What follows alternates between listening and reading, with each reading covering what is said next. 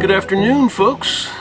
It is kind of a dreary day here in Martinique is where we are right now, that's where we were in the video that you saw last week as well. 2 weeks ago. 2 weeks ago. Oh, that's right. Yeah, we kind of skipped a week. There's good reason for that. We are heavy into some big changes, and what we are going to talk about in this video today is the fact that Cecilia is for sale. Stay tuned. Ever wish you could escape normal life and experience more of the world? So meet me on that island. Well, we did just that. We sold everything we owned on dry land and sailed away. Promise me that we'll sail away. Now we are roaming the planet in search of new adventures and sharing it with you every week. Just promise me that we'll sail away. So hit subscribe and escape normal with us. And I'll be yours forevermore. Come on, it's just that little button down there. That's it. Yes, we are selling Cecilia.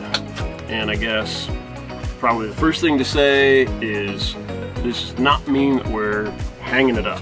That is not what's happening. We have been doing this for about 3 years now on Cecilia. She's been an amazing boat. If you're just watching us for the first time, go back through the videos and you'll see all the cool things that we have done on this boat, and she has really served us extremely well. But unfortunately, over 3 years, there's been a couple of issues that affect our lives, particularly with regards to not this boat, but the fact that it is a monohull. Yeah, we are looking at catamarans. Not a big shock. It's a decision a lot of families make when they're going to come cruising for some pretty obvious reasons. Which we've also come to that conclusion also. Yeah, and we did consider it a little bit before buying Cecilia, but well, the budget was just... Yeah, we couldn't. There was no way that we could have done it. And, you know, hopefully it is there this time. But we'll see. Biggest issue for us with life on this boat is not the sailing, it's not living on a boat. We love those things. The biggest issue for us is the weeks when I have to work. If you are not familiar with us, I'm an audiobook narrator, and I have a small studio in one of our aft cabins. And the requirements for that are extreme quiet. It's a very nitpicky audio field where there can't be any kind of extra noises in the background of any kind. And we kind of knew this would be a little bit of a challenge when we first started doing this, but I don't think the level of challenge, we weren't really aware how hard it would be. Not as much for me. I have my own challenges with the boat rocking and making noises in the hull, wind, and all the kind of stuff you might expect. But the real challenge is for Lauren and Rivers, because on the days when I'm working, and when I'm working, I work 6 to 8 hours during the day, kind of like a normal person would, and they pretty much have to be locked in our forward cabin, our bedroom, the entire time I'm working. And they can obviously leave the boat and go do things on shore, but there's just only so much.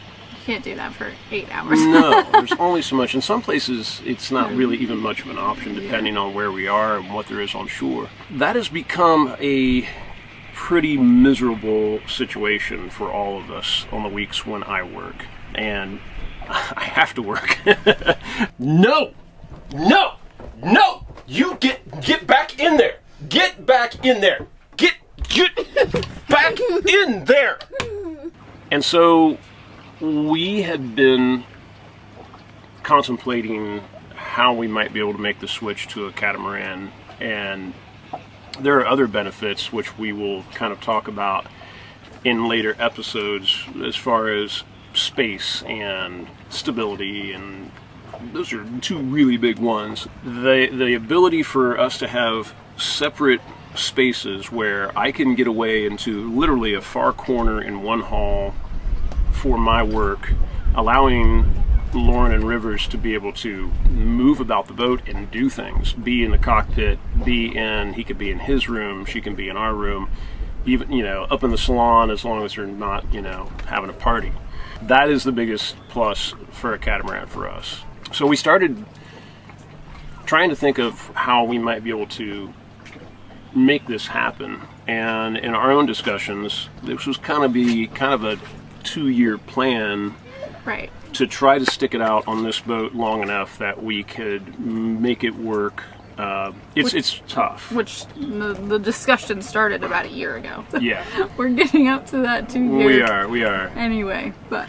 And frankly, it's tough for self-employed people, you might know. Tough to have the money to do something like that. I mean, catamarans are, generally speaking, quite a bit more expensive than a monohull of similar size. We were approached by Lauren's parents, who, if you've also watched our videos, you know that these guys are sailors as well, and they're awesome people, and they miss their grandson. They miss their daughter. They maybe miss me a little, probably not that much. And they went ahead and sold their boat in Florida. They live in Ohio. They proposed going in with us on this venture. So they would have their own room, which we could obviously use for anybody when they're not here. And this would sort of act as their condo away from home, instead of a boat that they were paying storage on and not getting to nearly enough.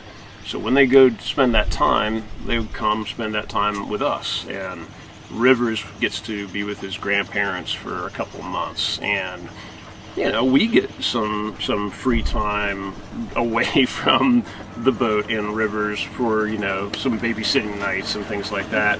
And even we could leave the boat once in a while to go do other things, which is a really difficult thing for us, especially with the dog, because not only do we have to find somebody to watch our boat, or we haul it out and store it if we're going to leave for any time at all, but we have to figure out a way for somebody to watch Zeke, which is complicated. You know, there's all our friends are also on boats and they're short on space and they have kids, and so it's not as simple as just giving them to a neighbor. It's also complicated to have them be boarded at a kennel. So there are opportunities there for us to actually go do some other things that we've been kind of wanting to do as well. That is what is taking place with these guys coming in for a percentage and helping with the loan qualification part of it, because they own a home on land, frankly have a more stable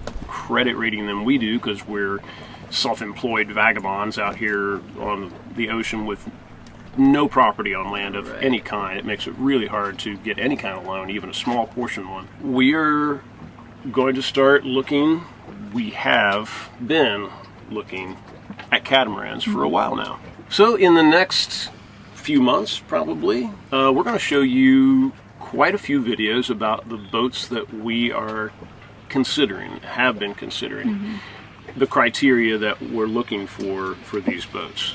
Try to kind of give you a little bit of a used catamaran buyer's guide.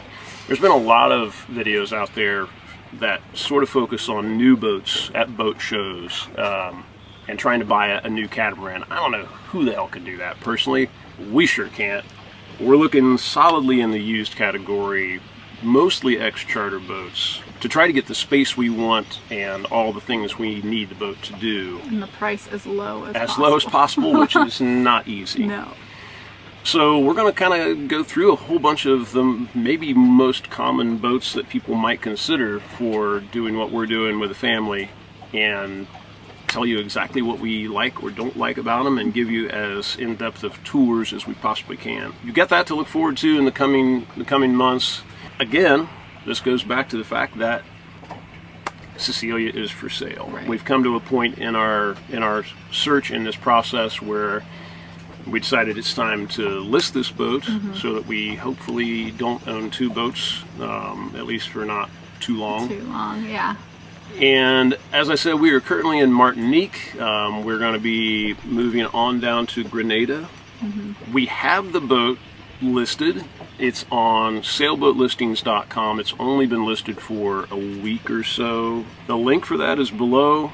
We have shot a very nice video, and we've taken 140 some pictures that are on a Snapfish account, and you can click the link to that as well.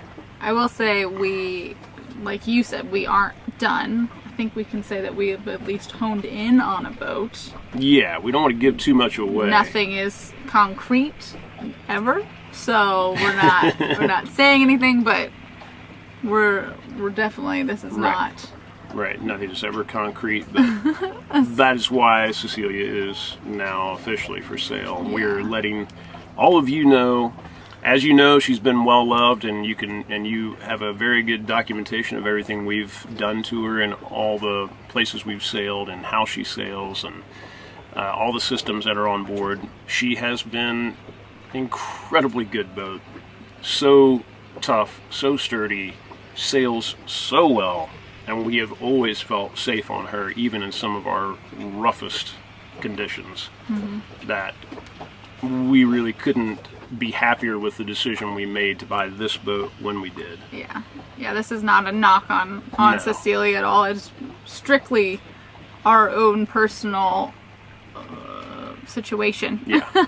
I don't actually like to think about saying goodbye to Cecilia at all, and neither does Rivers. I'm kind of gonna miss. Yeah, but he's really excited about the catamaran also. Yeah, we've done 3 years. We've gone from Florida to Georgia to Florida to the Bahamas to the US Virgin Islands to Grenada all during COVID. All the way back up through the chain, and now we're going back down through the chain again. So circumnavigated Puerto Rico. Yeah. We've done a lot on this boat, and she's definitely proven herself. And very comfortable. That was a big reason we bought her. The comfort down below on this boat. I personally haven't seen a monohull anywhere near her category, price / year or anything personally that I think comes close to her space and fit and finish, and just she feels like a home down below. It's really nice. Yeah. If you or anybody you know are interested in getting into this sailing life, this is a really good opportunity. This is our sales pitch, I guess. It's right here in Martinique, which is obviously an excellent spot right in the middle of the Caribbean. And we will be taking her down to Grenada, so you'll be out of any hurricane zone, any insurance problems. Yeah, and Grenada is an amazing place to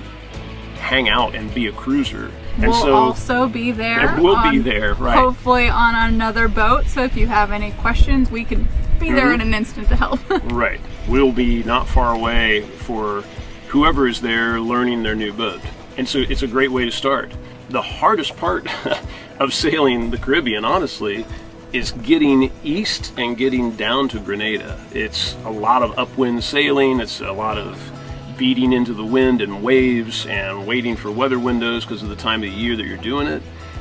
The sail back up after hurricane season is lovely. That gives somebody an opportunity to get on their new boat in a perfect cruising ground that has all the amenities, all the stores, all the chandleries you could possibly want if you want to do anything to it at all. And you get a couple of months to learn your new boat in an area completely safe from hurricanes, and frankly just a really nice, easy cruising ground, so that by the time hurricane season is over, you're ready to start island hopping and checking everything else out. So it's a good way to go. So yeah, talk to us. We would love to hear from anybody that has questions or obviously offers. We hope to pass her on to another loving owner. Yeah. Crazy. All right. Cheers. Bye. It's too early. It's not really. We haven't done any passage. Yeah, but I exercised. I haven't. I beat myself to death on a foil board, which I think it counts. I need something for my sore muscles. Oh my gosh. Say goodbye.